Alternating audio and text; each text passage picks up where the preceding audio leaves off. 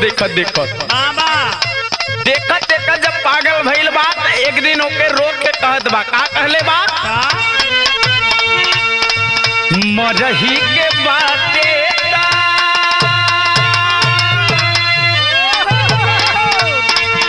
मरही के बाटे ता मारी दान जान से,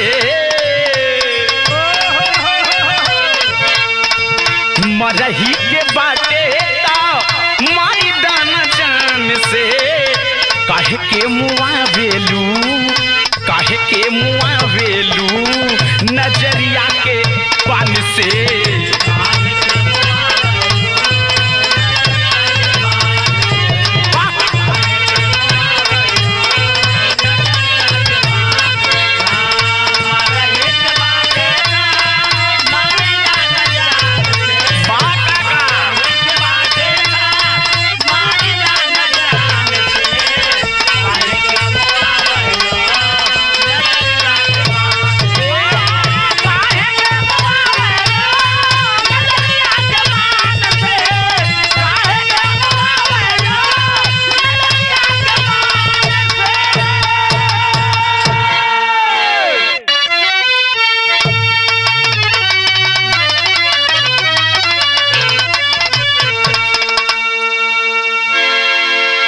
आई भैया, हम भोजपुरी गायक सूरज यादव सवरिया बाबा आप सभी सुने वाला श्रोता भैया सुनवैया के चरणों में हाथ जोड़ के प्रणाम बा।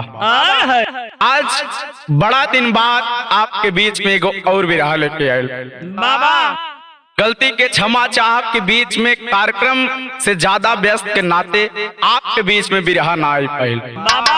आज ऐसा विरहा आपके बीच में प्रस्तुत बा जेके आप सुनिहन तक कलेजा कलेजा लेकिन पैर के नीचे से जमीन खिसक जाए बाबा।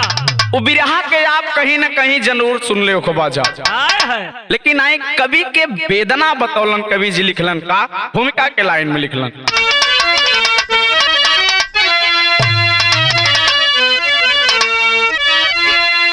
क्या सफलता को कोसे या निज भाग्य को, या कर्म में कुछ रही खामियां, भेद में भेद है सत्य मिथ्या का मंथन, पर मिला है जो परिणाम इल्जामिया, गीत में प्रीत का परयुकेरा गया, यारी उल्फत वहां ले गया एक जफर, घात प्रतिघात आघात विश्वास से, हम गया जिंदगी का ये स्वर्णिम सफर।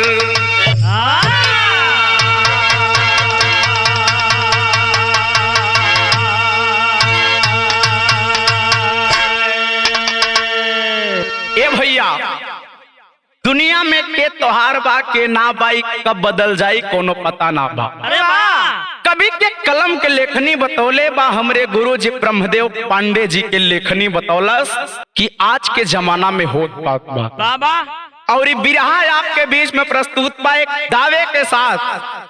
ये बिरहा प्रस्तुत बा, बहुत लोग एक कांड के गौलन, लेकिन हमारा कवि जी के लेखनी के केहू पा ना पाई, एक दावे के साथ कहतनी बाबा। आई गजल के लाइन में कवि लिख लेगा।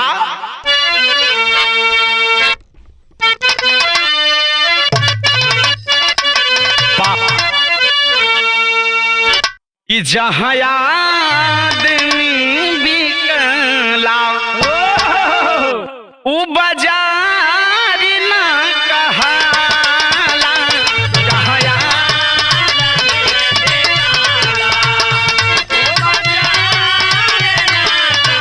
वाह भैया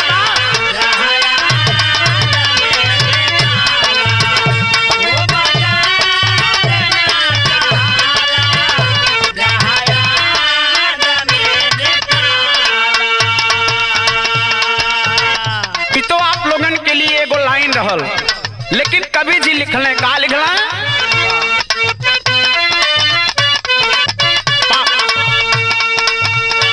चाहत की राह ऐसी, चाहत की राह ऐसी मन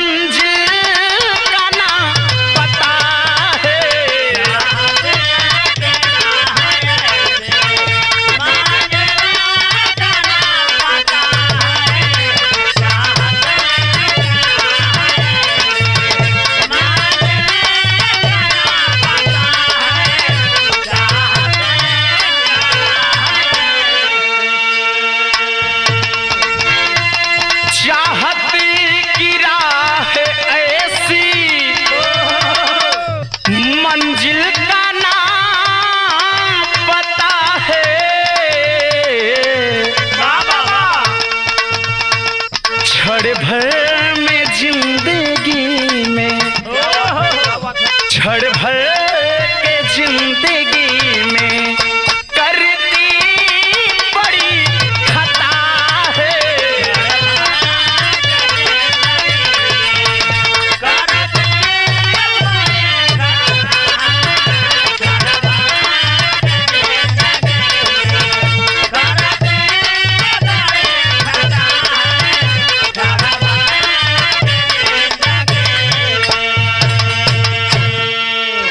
यहीं से हमरे बिरहा के शुरुआत बा और बिरहा प्रेमी भैया से निवेदन बा और बिरहा प्रेमी चाचा दादा बाबू जी से निवेदन बा कि आप तो बड़े कलाकार के तो बहुत सपोर्ट करीला, लेकिन छोटको कलाकार के सपोर्ट करी। और हमार टीम आप लोगन के बीच में जवन प्रस्तुत करत बा, कमेंट में जरूर बताएं कि बिरहा कैसा लगल। शहर से आई बिरहा के सुने के बाद।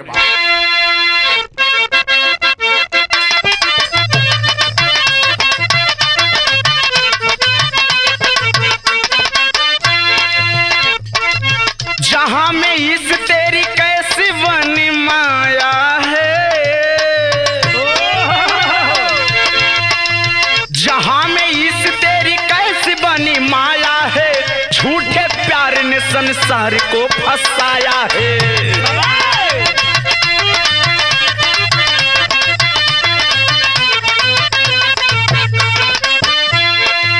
टीके संबंध सभी आज कसौटी पे पड़े, ठीक से इम्तिहान का इम्तिहान देने खड़े।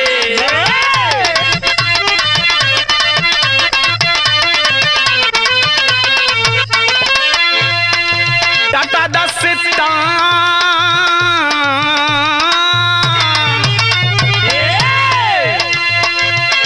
दस्तान एक मेरठ ब्रह्मपुरी का, ढोंग में खिसक गया पाम धर्म धूरी का।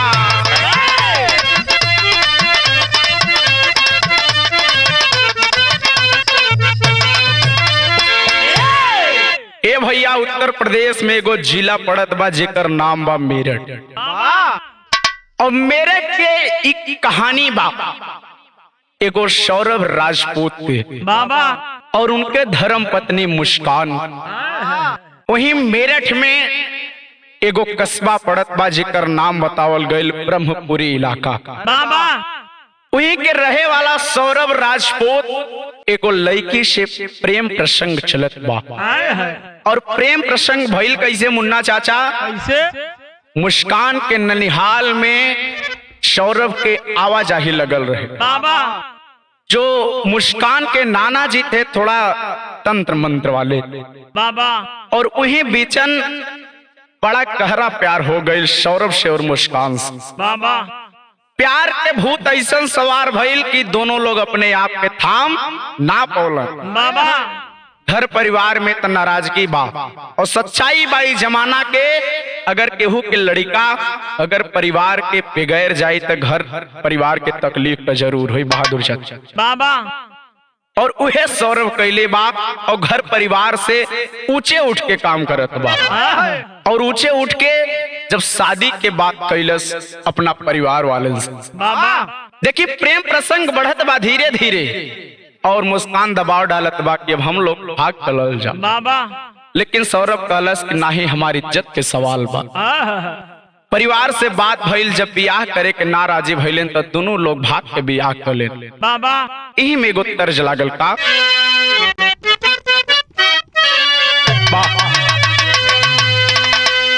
तिरिया चरितरी नाही जानी पपले विधे ना हो,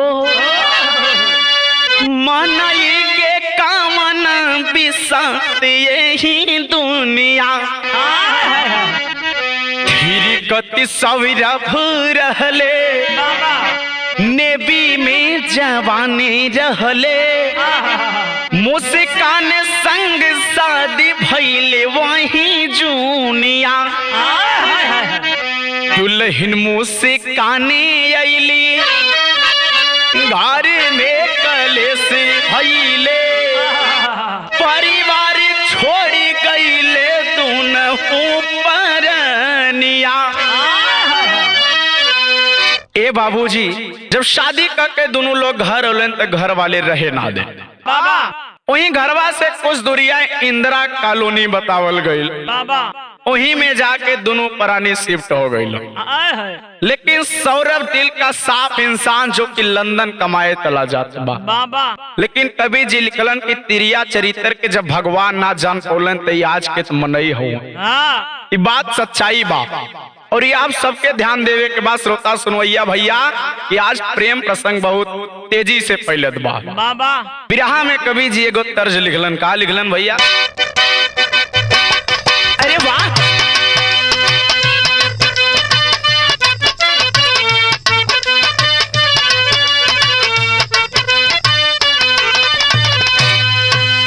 कि हम तो जाते रहली हम तो जात रहली न जाइब नाई हाजा हमा बा लम जी के फोन आइल बा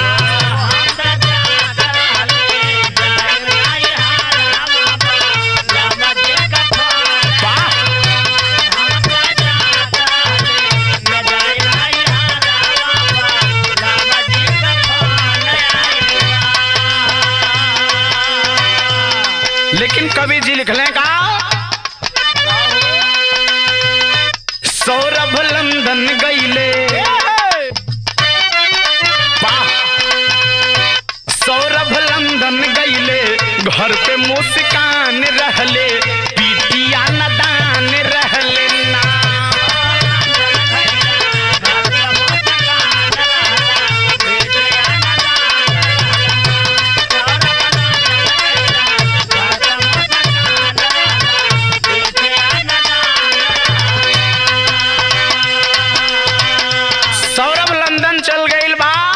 और अपना पत्नी से बड़ा प्रेम करत बा पत्नी के नाते त अपना माई बाबू को छोड़ देले बा।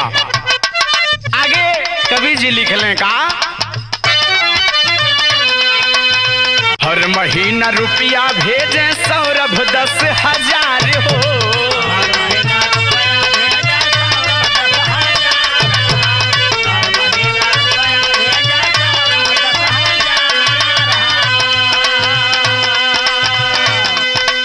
सुख में जिंदगी आके बीतल 2-4 हो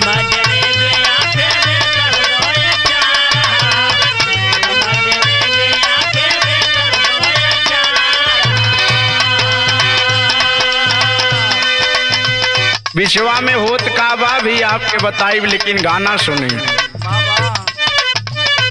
यहवर कलियली हो यहवर कलियली बिना परेशान भैली पिटिया नदान रहली हो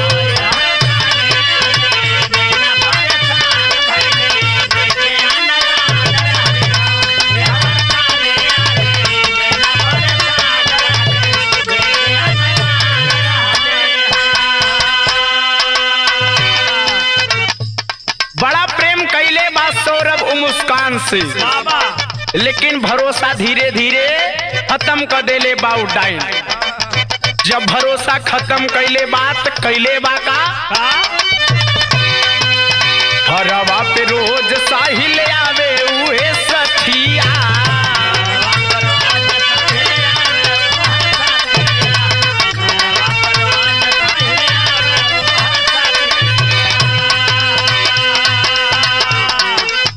धीरे धीरे दूना हूँ के बढ़े प्यार प्रीतिया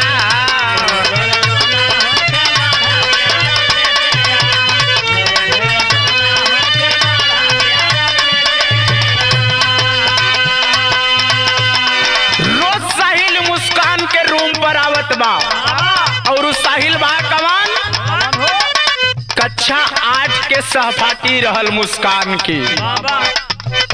बतावल गईल कि वो दोनों लोग साथ में पढ़लन और जब वो साहिल के पता लागल कि मुस्कान यही जे बात अपन कनेक्शन भिड़ावे लागल बा और साहिल भी एक जोग तंत्र वाला रहल मुन्ना चाचा अपन जोग तंत्र विद्या सब लगावे लागल, मुस्कान के अपने फेरा में धले लस। और साहिल एगो बड़ा नशेड़ी और गजेड़ी रहल। कवि जी गाना के लास्ट में लिखलन, दोनों डग के आशिक दोनों डग के आदि सजवा बिहान भइले, पिटिया नदान भइले ना।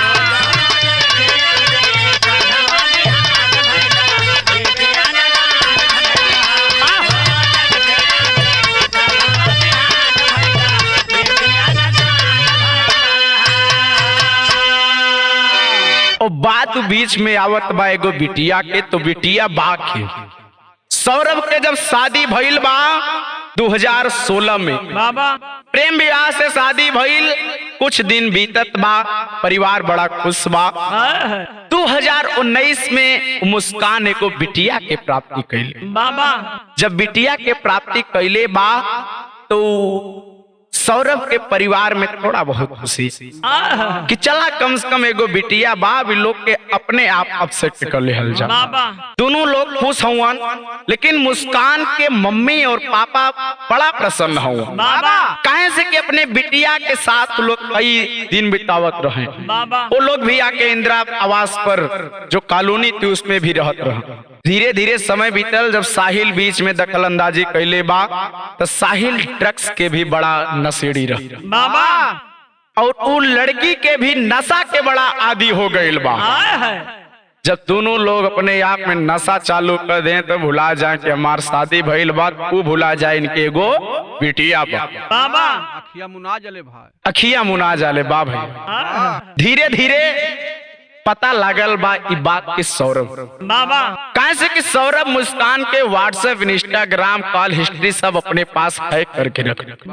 इस जमाना में आज कुछ नए नए भी प्रेमी हैं जो ये बात को कर रहे हैं, लेकिन जान ला साहब अगर के वो लड़की आपके पैर से निकल जाये कितनो बताओ बच्ची उची। कहे से कि हमारी उम्र बहन 20 साल, आज हम 2 दिन के हो गए हैं। 20 अप्रैल को हमारा जन्मदिन। आज बिरहा के रिगार्डिंग होत बा, लेकिन इतने उम्र में इतना अनुभव तो जरूर बा। और हमारे चाचा जी हमारे बीच में उपस्थित हैं। लेकिन भैया धीरे धीरे समय बीतल बा। एक दिन सौरभ फोन लगौले बा। जब सौरभ फोन लगौले बा कितने पे एगो तरज लागल बा का कि गोरिया धोखा दे के मारे लू कर रे जवई में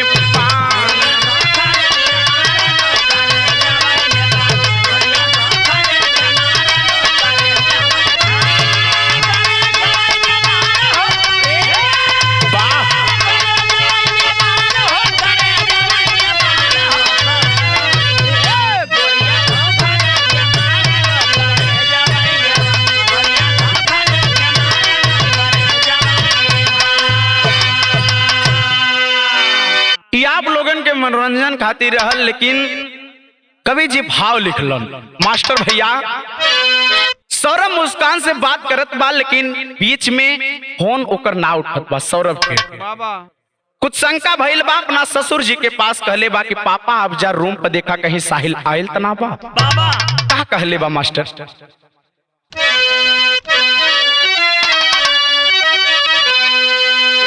एक दिन सौरभ फोन कैले अपने ससुर जी के पास।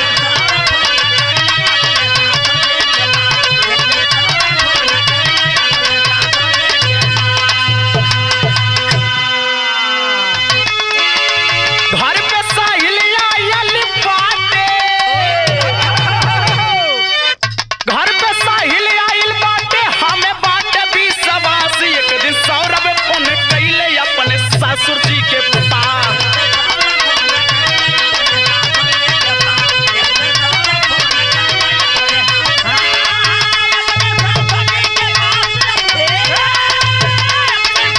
क्या बात है?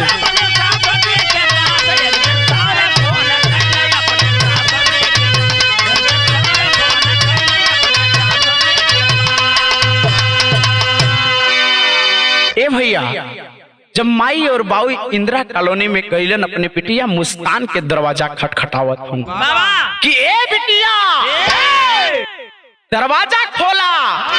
लेकिन बिटिया दरवाजा खोली कैसे? अंदर ढोल के अंदर था पोल बा। बिटिया के लागत बाकी शक हो गई कि लागत बाकी सौरभ फोन कैले। आगे कभी लिख रहे का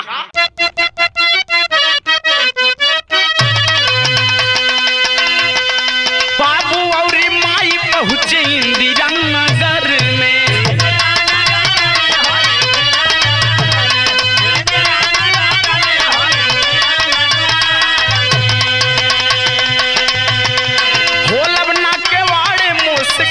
बोली घर में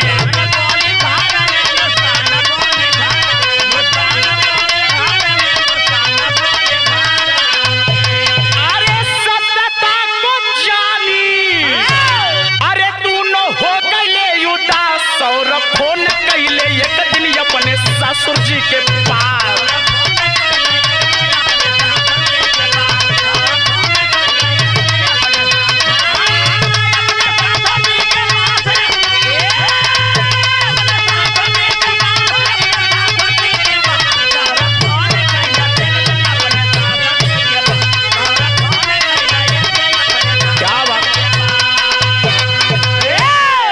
दोनों पत्नी पत्नी निराश हो गए। वो लोग सोचले कि सौरभ लागत बा के झूठ कहत रहा, लेकिन आज सच्चाई पता लग गई। अब के हो कि बिटिया अगर बाप के सामने मुंह काला कर ले, बाप के का इज्जत रही भैया। और ऐसा भइल जब वो माई बाप एकदम उदास होकर घर गई। बड़ा परेशान भइले। सौरभ के कहलन कि बेटवा ई सुधर जाई। सौरभ बीच में आइल बा घरे। जब घरे आइल तो कहलस कि अब हम एकरा साथे ना रहो। मैंने इसके लिए अपने मम्मी पापा को छोड़ दिया, मैंने सबको त्याग दिया, लेकिन ये हमारे साथ घात कर रही है। बड़ा लोग समझौलन कि जायदा सौरभ सुधर जाई, लेकिन सौरभ माने ना। तलाक के भी कागज बन गए। जब तलाक के कागज बन गए तब तो मुस्कान घबरा गई। अब हमारा अयासी कुल कहा जाए, कहे से कि नशा के आदि रहल मुस्कान। सब लोग बहुत समझौलन कि जाए तो एको बिटिया बा, बिटिया के नाते छोड़ता। अब समझाइल बुझाइल जाए इस सुधर जाए। लेकिन कहां से सुधरी जब जेके लते पकड़े रहे। धीरे धीरे बिन बीतत बा। ए बाबूजी 2024 बीतल, 25 लग गई। जब 25 लग गई बा, सौरभ घरे आवे खातिर कहला। दोनों साहिल और उनकर प्रेमिका, सौरभ के पत्नी और साहिल के प्रेमिका मुस्कान साहिल कहलस कि ये बात सुना, जबले सौरभ के अपने काटा में से न हटावल जाए तबले हमने लोग आजाद ना हो। सोचाई भैया 7 फेरा जिक्रे 7 लेवन वो अग्नि के का गुजरी। वो पपिनिया 7 फेरा के भी तोड़ दे ले बा। कलश की एक काम कइल जाए, आवत बाई हिम बकरा के बलि बना दिहल जाए। 24 फरवरी के दिन बाए भैया सौरभ लंदन से घर आ गए बा। कहे से कि 25 फरवरी के मुस्कान के हैप्पी वाला बर्थडे जान ला कितना प्यार करत बा। उ सोचत बा कि अब सुधर गईल होई, लेकिन सुधरी कैसे। कहे से कि 25 के बाद 28 के बिटिया रानी जिकर नाम पीहू बतावल गई। पीहू के भी जन्मदिन रहे। दोनों लोग प्लान बने ने भैया। दोनों लोग मार्केट गए हूँ मास्टर भैया। जब मार्केट गए तो एगो लंबी वाली चाकू खरीद ले बा।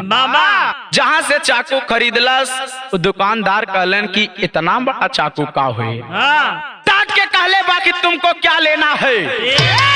अरे मैं चाकू को क्या करूं, तुम तो देने वाले हो। दुकानदार चाहे जे हुई दे दा भैया, तू भाड़ में जा। दुकानदार दे देले बा। पापिन लेके आइल बा घर, एगो तरज लागल बा मास्टर।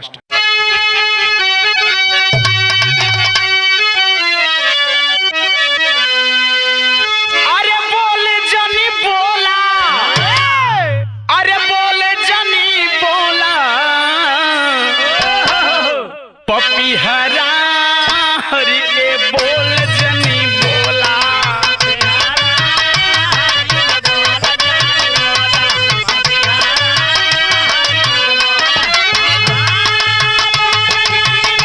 क्या बात है।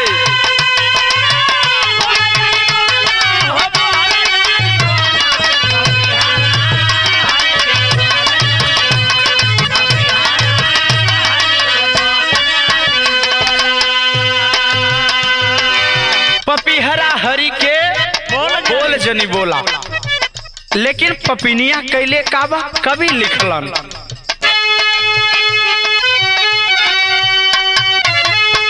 अरे नाता को तोड़ी, अरे नाता को तोड़ी पपिनिया हो पति के नाता को तोड़ी।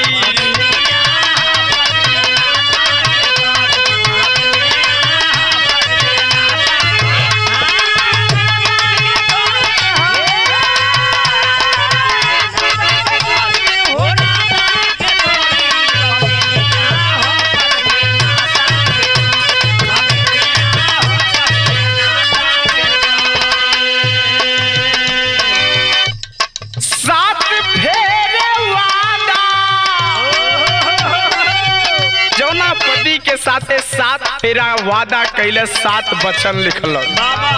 7 वचन सुन ले बाओ के वादा के तोड़ दे ले बा मुन्ना चाचा कभी लिखल। अरे 7 फेरे वादा को अपने है छोड़ी पपिनिया हो पति के नाता को तोड़ी।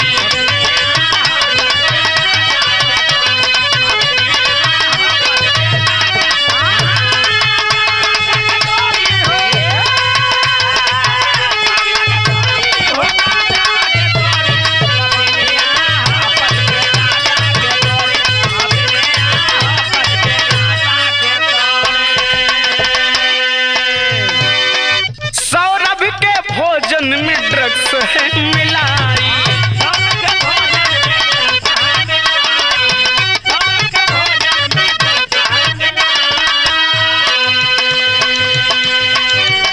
जब सौरभ के भोजन में ड्रग्स मिला दे ले बा तो ई पता अपना बॉयफ्रेंड साहिल के दे ले बा। जब साहिल के दे ले बात भइल का हो गया बेहोश खबर साहिल है पाई।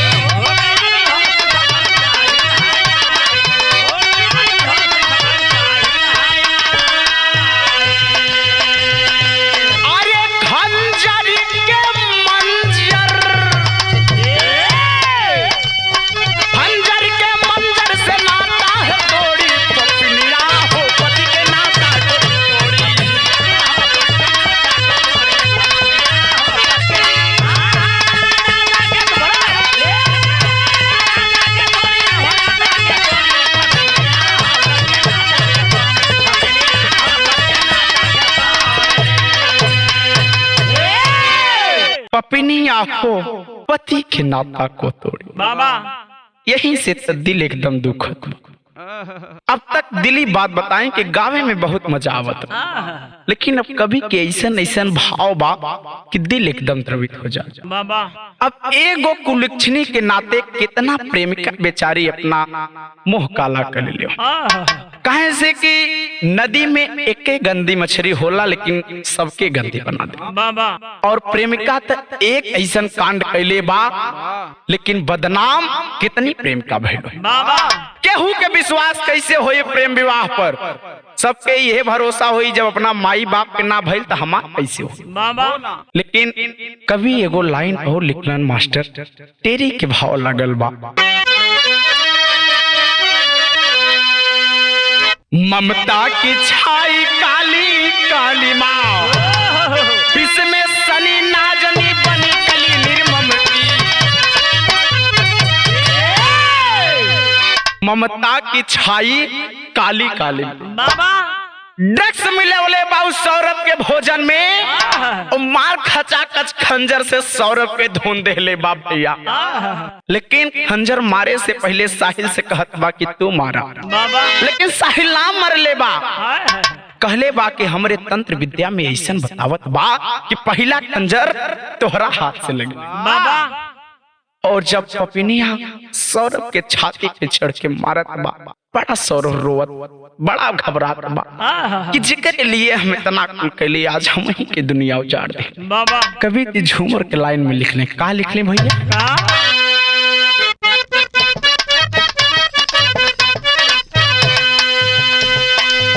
कितना कलितवनी हसीना सुखियो चैन सब ही का छीना,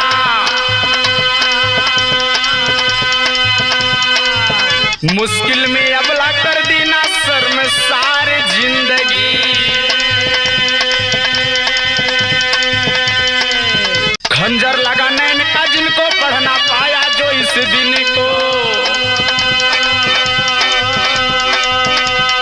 तिनके में है दुर्दिन के आसार जिंदगी। गोरे गालों से मुस्काना, काले बालों में उलझाना,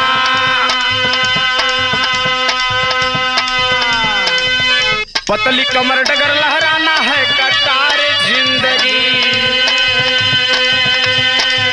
घटना से लेना है शिक्षा, जिनकी जिनकी होवे इच्छा, आगे होगी कठिन परीक्षा, धारदार जिंदगी।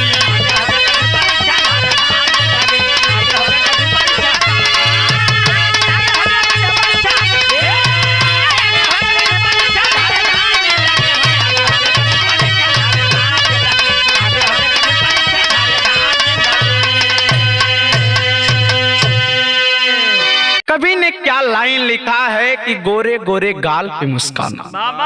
फिजिक्स के बड़े अच्छे टीचर हैं खान सर बिहार के, उन्होंने बताया था कि जो हंसा तो हंसा। और सच्चाई बात है हमारे साथियों, आप इस बात को नोट कर लीजिएगा। ये नौजवान पीढ़ी जो प्रेम के चक्कर में पड़ रही है, आप विश्वास करिए साहब, हमें लगता है कि 90% प्रेम विवाह सक्सेस नहीं होता है। अनुभव हमारा सही है गलत, आप लोग कमेंट में जरूर बताइएगा। और आप जो रास्ते चलते हुए नैनन की आंख देखकर मुहा जाते हैं, आप जो नैनन को देख के बेहोश हो जाते हैं, ऐसे ही लोग उस धारदार चाकू से आपके नैन को फोड़ देते हैं। जो मुस्कान ने सौरभ के साथ किया है, अब उसको क्या बयां किया। पूरा मेरठ रोवत बा, पूरा उत्तर प्रदेश शर्मसार बा कि एगो ऐसन कुलच्छनी भी बा जब अपना पति के धारदार चाकू से मरले बा, तब पत्नियां सोचत बा कि होई का, और केहू होई अगर केहू के मार दे तो का हो। कवि जी पापट में लिखले का लिखले, अरे स्वार्थ की जब उमड़ पड़ी है धारा सागर सरमाया, अरे सरिता सुखी निडर की ये किनारा सागर सरमाया।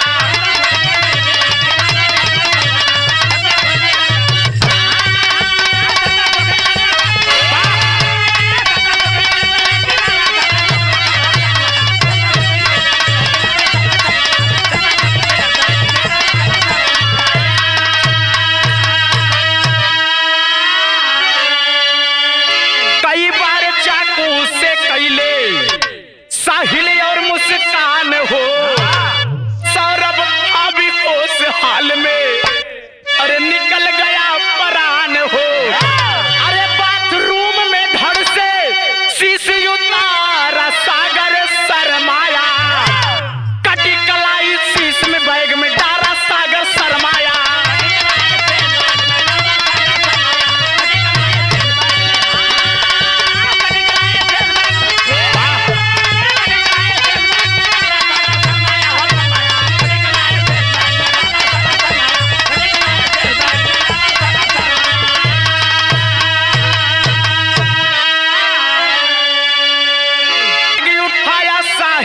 से अपने घर को आया है, तंत्र मंच कुछ घर पे करके रतिया वही बिताया है।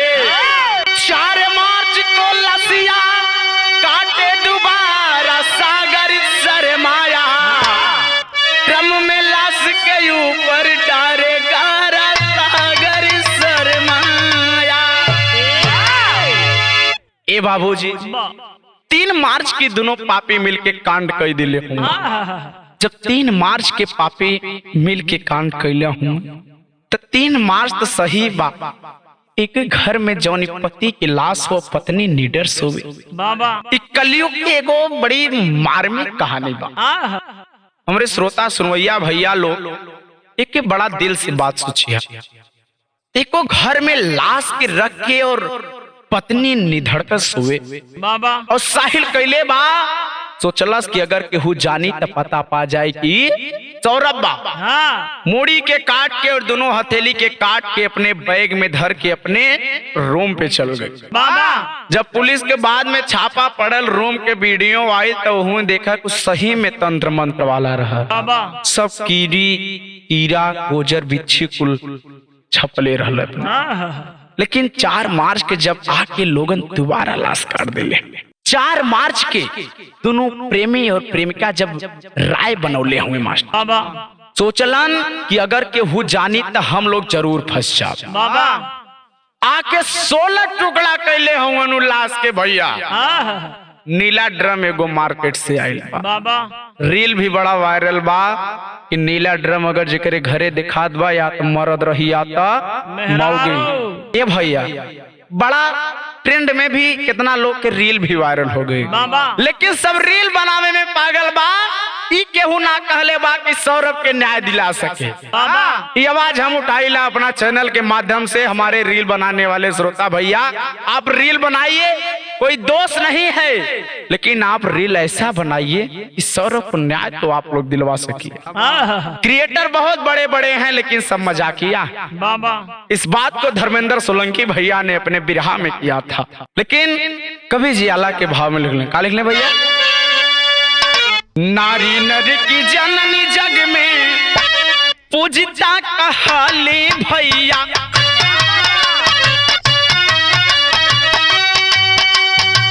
नारी से ही होला सृष्टि मंथन का विधान। नारी देवी दुर्गा चंडी काली हुई पूजाली भैया। सावित्री सुलोचन सीता लक्ष्मी महान। नारियों पद्मिनी और झांसी वाली रानी भैया। लेकिन नारी नारी हुए थे मुस्कान। हत्या कर हिमाचल गईले खुशियां मनावे भैया। 13 दिन बाद वापस आए हैं हैवान। मायके में आके सारी बतिया बतवले भैया। जाके बाबू माई दियल थाना में बयान।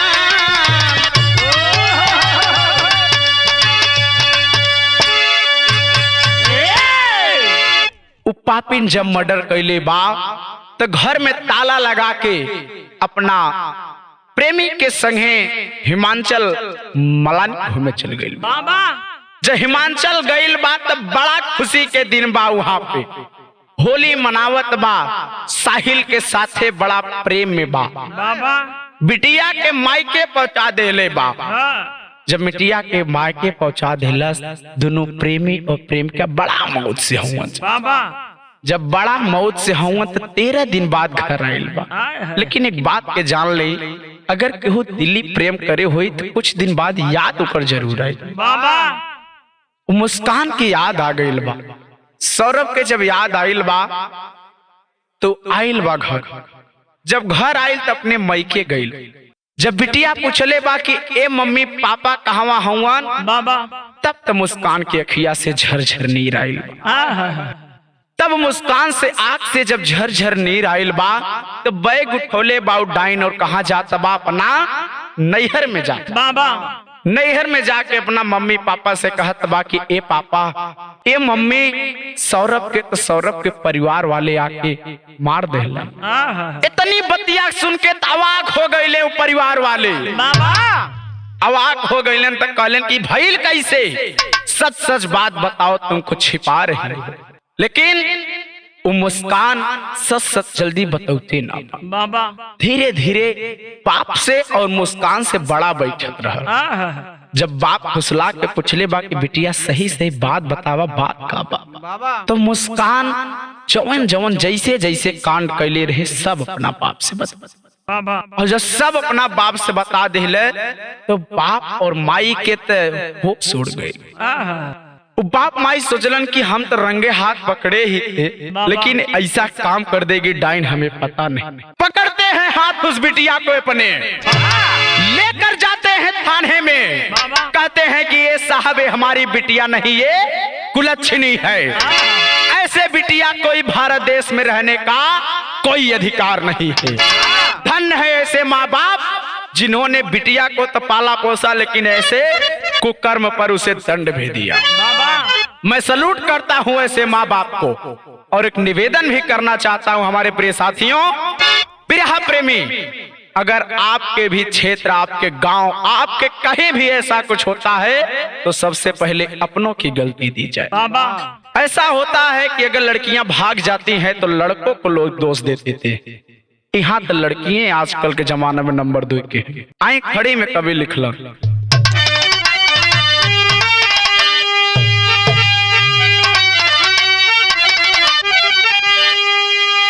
अरे मती फल बली पापा के, अरे ढूंढेल बिटिया, अरे मती फल बली पापा के, अरे ढूंढेल बिटिया, कैसन विधना के फिसतिया रोवेले बिटिया।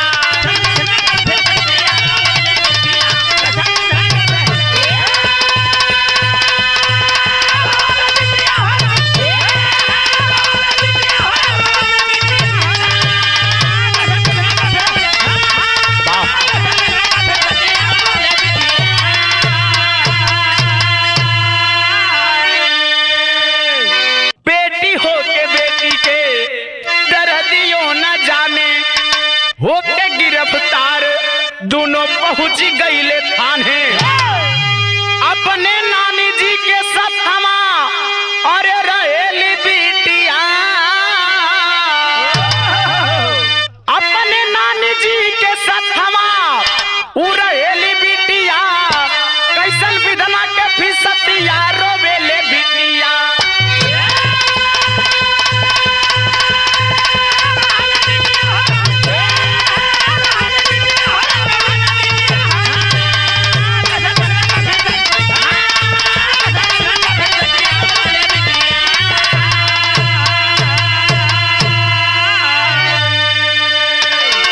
साहिल और मुस्कान के पुलिस गिरफ्तार कर ले बा।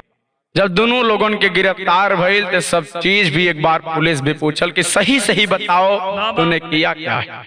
सारी बात दोनों लोगों ने सच सच बता दिया कि हम लोग 2 दिन मारने का प्लान किए, लेकिन प्लान मिस हो गया।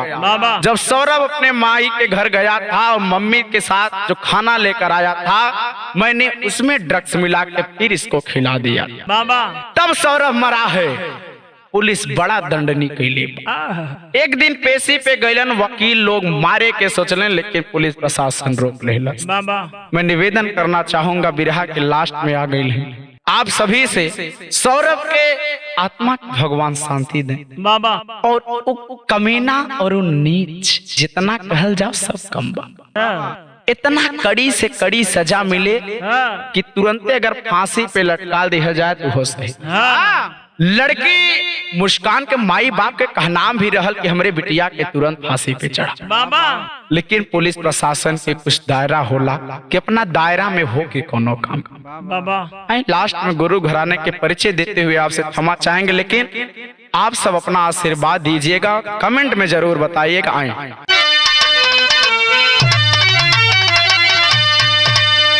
स्वर्ग मिले नटखट हरिशंकर, कहूँ जाई अभिमन से, ब्रह्मदेव अवतार प्यार सिखावे चंद्र भुवन से। अरे ममता की छाई काली काली माँ, सूरज बने गवैया मैया सरसप्तम की, ममता की छाई काली काली माँ।